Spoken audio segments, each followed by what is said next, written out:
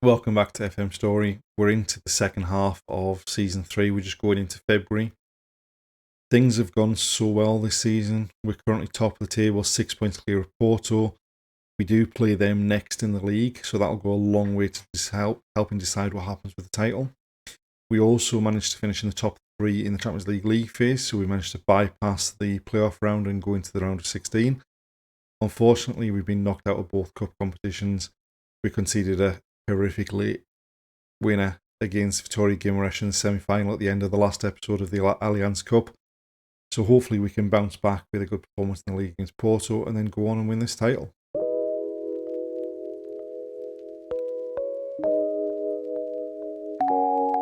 Before we do get started, if you do enjoy the video, please like, comment, subscribe. And without further ado, let's get going. As we said in the introduction, we're going into the game against Porto in a pretty good position. We are top. They've played another game, so we're now 5 points clear of them with a game in hand. But if we can win this game and go 8 points clear of them, that'll go a long way to helping us retain the title this season. We do have a few big injury issues going into the game, unfortunately, though. So we're missing Menino and Marita, who are two of our first choice midfielders. We're also missing Jerry St. Just, who's our first choice right back. So we are sort of down to the bare bones squad wise. We do, if things don't go quite to plan, have plenty of firepower on the bench if we need to change things around a bit. But hopefully we can get off to a decent start at home. We've been pretty good at home against both Benfica and Porto, so hopefully we can continue that on and put in a decent performance. Carlo Estevez back to Lafont, wide to Matthias Rice, Shqiri onto Sarr. Thiago Thomas loses out in the air and then they're coming back. Evan Nielsen's in. Good save by Lafont. It was a bit easy how they opened us up there. Now, we've struggled with corners against Porto this season so far, or in the last 2 seasons, in fact. We managed to get it clear, blocked the second shot. I thought I was going to loop over the keeper for a second there. And Matthias Rice goes back to Inacio. That was a bit tight. Quite a few passes there. Ismail Sarr puts inside into Thiago Thomas onto Manswerk. Dinks it past the keeper and he was onside. And that is exactly the start we needed with the players missing that we've got. Sarr cuts inside, drives forward into Thiago Thomas, who just shifts it onto Manswerk, breaking between the fullback and centre back, and he lifts it over the keeper. Right, Rice with the corner from the right hand side. Comes back to him. I think he was probably offside though. No, he wasn't. And Manswerk's got a second. Obviously enjoying being freed from that defensive midfielding role that he's played most of the season. Trincao back to Rice. Out. Toe pokes it and Manswerk comes across the near post and beats the keeper.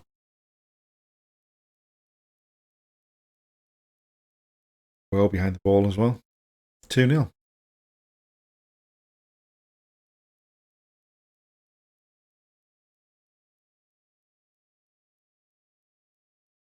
Just poor defending. Derek, a long ball down the touchline that Pepe gets to first. And he just drives across in, and Evan Nielsen wins the header. Not good enough, and hopefully we're not going to be made to pay for the chances we've wasted. I mean, that was looking like an excellent first half until they pulled that goal back. And now it's a bit too tight for my liking. Hopefully we can just start the second half the same way we started the first half. Take another chance and get that lead back. We've made one change at half time. Trincao had a disappointing first half, so we brought Marcus Edwards on to play on the right hand side. Hopefully he can produce a performance for us.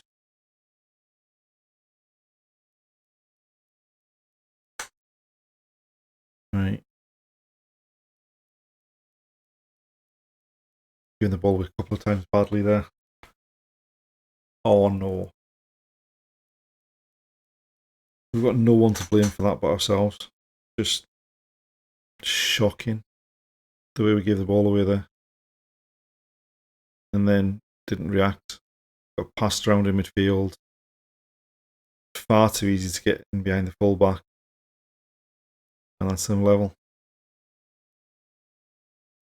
Got around us far too easily there. But Manu Silva's tidied it up. Inacio, Skiri, Blanco, Vitor. Oh, got to be doing better than that. Mark said it was with a free kick. We sit the bar. Let's go in top corner.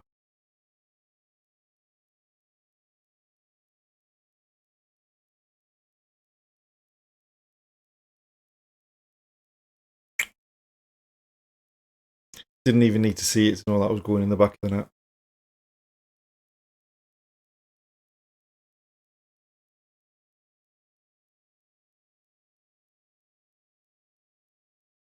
How have we thrown this away? So, from 2-0 up after 20 minutes to completely throwing that game away. Just not on. I mean, luckily, so we're still 2 points clear and we've got the game in hand, so I can take us back up to 5 if we win that. We have got rid of Porto and Benfica for this season in the league, so hopefully we can pick ourselves back up and hopefully some of these injuries start to clear up and we can get back on a good run.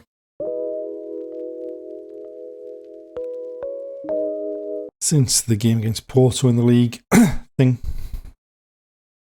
since the defeat against Porto in the league, things have largely gone pretty well. League-wise, the first leg of the Champions League round of 16, less so. The first game after the defeat against Porto, we went away to... The first league game after the defeat against Porto, we were at home to Gil Vicente. Got off to a bit of a slow start, managed to take the lead just before half-time with Skiri, and then really sort of turned it on in the second half. It was a really comfortable performance. They didn't have a shot on target in the whole game. We dominated possession and ran out 5-0 victors. We then went away to AC Viseu and got off to a cracking start with 2 early goals from Marcus Edwards. Ismail Assar put us 3-0 up just after the half hour. And then Sebastian Coates added another one late on. We also had 2 goals disallowed. Another really strong performance, really comfortable victory. We then followed that up with an away game at Rio Ave, and we got off to a cracking start. We were 2-0 up after 4 minutes, a penalty from Marcus Edwards, and then quickly after that, a goal from Marcus Leonardo. They pulled a goal back early in the second half, and we did have a couple of goals disallowed later on. It was a bit closer than it should have been. It should have been a more comfortable victory. But in the end, at least we ran out with 2-1 victory. We were then at home to Famalicão, and we got off to a start that was every bit as bad as the good start we got off to against Rio Ave. We were 2-0 down after 3 minutes. We managed to pull a goal back pretty quickly, with Sebastian Coates scoring in the 8th minute. We were level before half-time. They missed a penalty, which would have put them 3-2 back in front. And shortly after that, we scored a penalty. We did have 2 goals disallowed. So I think we probably did run out, in the end, deserved winners, but we made very, very much hard work, a lot harder work than it should have been. We then went away to Estoril, and another fairly comfortable performance. We gave a few too many chances up to them, but they were in the top 4 at the time that we played them, so obviously they were doing pretty well. We were 2-0 up at half-time. Ismail Assar added a third early on in the second half. The only real blot on the copybook, apart from the number of chances they had, was Diamande managing to get himself 2 yellow cards and getting suspended. But overall, a decent-ish performance. We were then at home to Portimonense, and another game where we allowed a few too many chances to the opposition. It wasn't quite as comfortable a victory as it should have been, and despite what the scoreline shows, I mean, we were 3-0 up after 36 minutes. We had 2 goals disallowed, but even still, it was still a fairly even game, and luckily they were only just able to get a consolation goal in injury time. We then went away to Estrela Amadora and got off to another horrendous start, conceding early on in the 2nd minute, but really turned on the style, particularly in the second half. Marcus Leonardo put us level before half-time. He got another just after the hour. Nuno Santos and Francisco Trincao came off the bench and both got goals. late on just to make the game comfortable. I mean, they did score from their only shot on target, so we did well after we conceded, but we need to stop conceding those early goals. The most recent league game was against Boavista. It happened to be between the two legs of the Champions League round 16, so we did fully rotate the team just to give players a rest, because we, as you'll see in a second, we're going to need that for the second leg.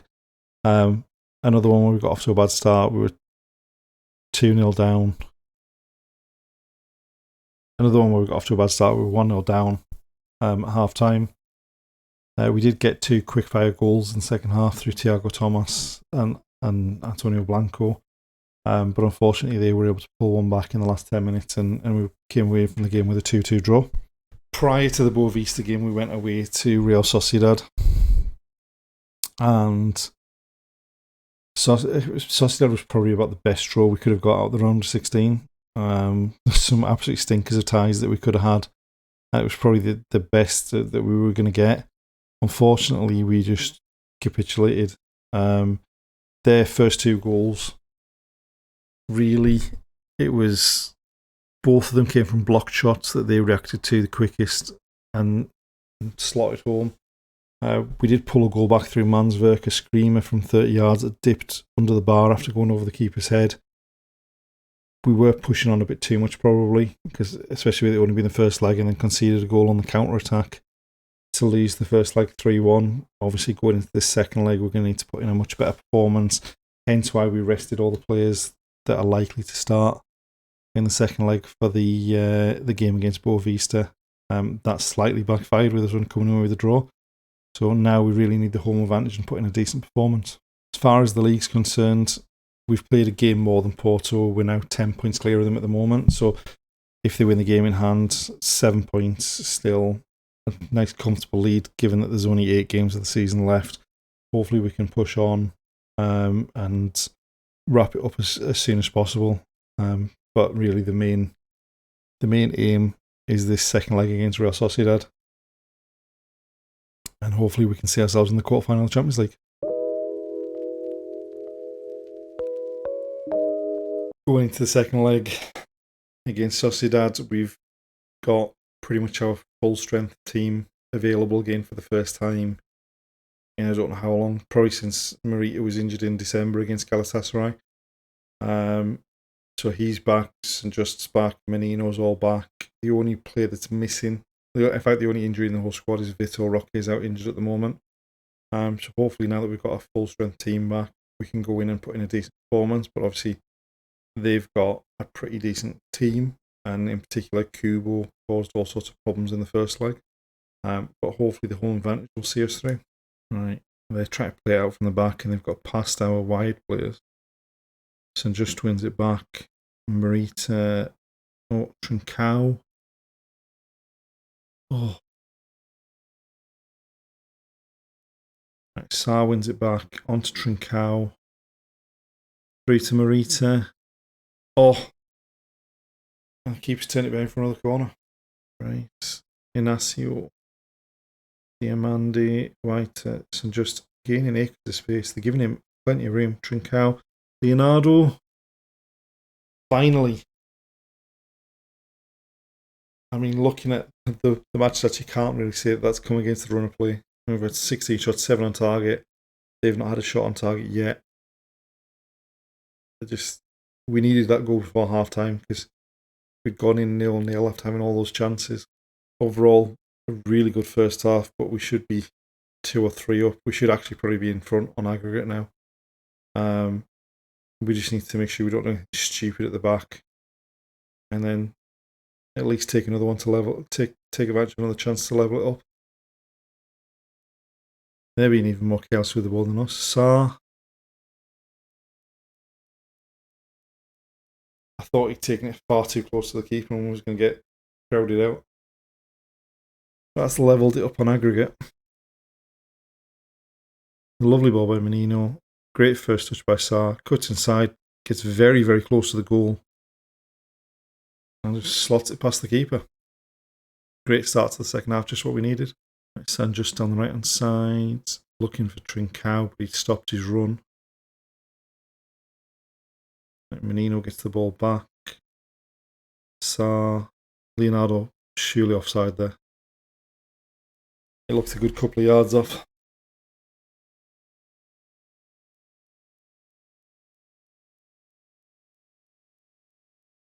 Just need to keep doing the same things.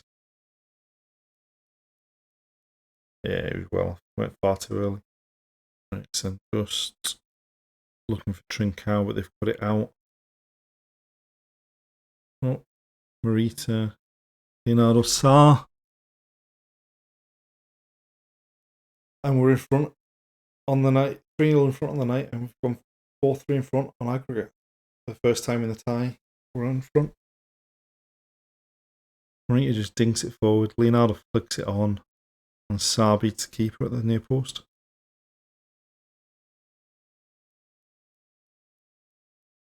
Right, now we've just got to really make sure we don't do anything stupid here. Trincao, that should hopefully secure our spot in the quarterfinals.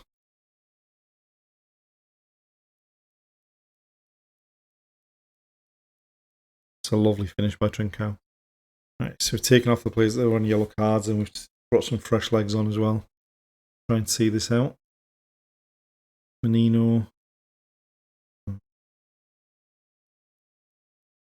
The one thing we don't want to do is concede a goal here, because if they pull one back, it's going to get a bit squeaky bum time.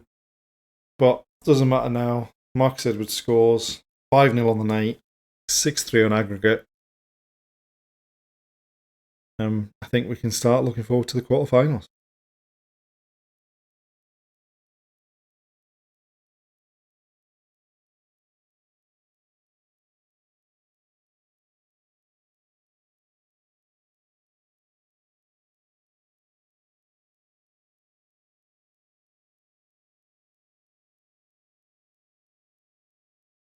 Santos, Edwards, Menino. Oh, what a goal! 6-0 on the night, 7-3 on aggregate. And Sociedad just haven't turned up in the second leg. They've had a lot of the ball, but barely seem to have got out of their half. And there we go, full time. And that's us into the quarterfinal. And hopefully we get a decent draw.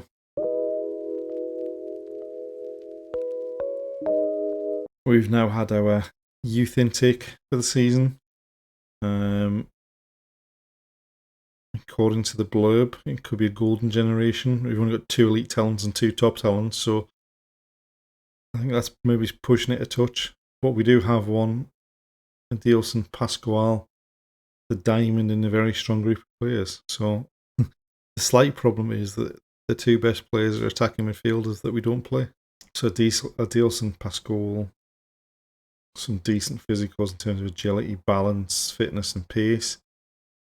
Good mentals, and especially in terms of determination, teamwork and vision.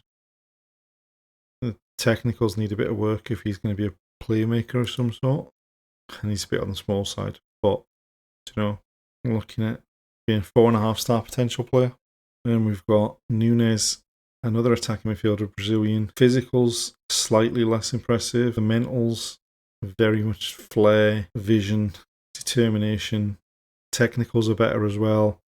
And that would be the reason why the physicals are a bit lacking, probably, the fact that he's 5'3", but he's a 5-star potential. So into the top 10, we've got Armando Rodriguez, goalkeeper, the most promising of the ones that have come through in recent years in terms of the youth intakes. Still only 3.5 star potential, but then Lafont's been outstanding for us largely, and he's only 3-star current ability, 3-star potential ability. So he's going to be better than Lafont, then he's going to be a pretty decent goalkeeper. Then we've got Samuel Magala, who is centre forward, target forward more than anything else. Good in the air, decent mentals, okay physicals. The technicals are a bit lacking. We're looking at 3.5 star again.